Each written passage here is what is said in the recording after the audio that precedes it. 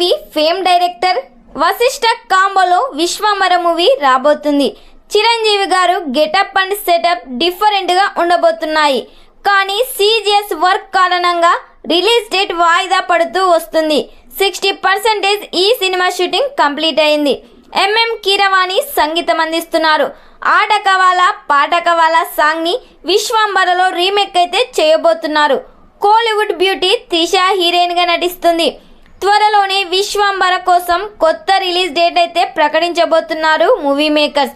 మరి ఈ సినిమా థియేటర్స్లో రిలీజ్ అయితే బ్లాక్ బస్టర్ హిట్ కావాలని ఎంతమంది కోరుకుంటున్నారో ఖచ్చితంగా ఈ వీడియోకి కామెంట్ చేయండి.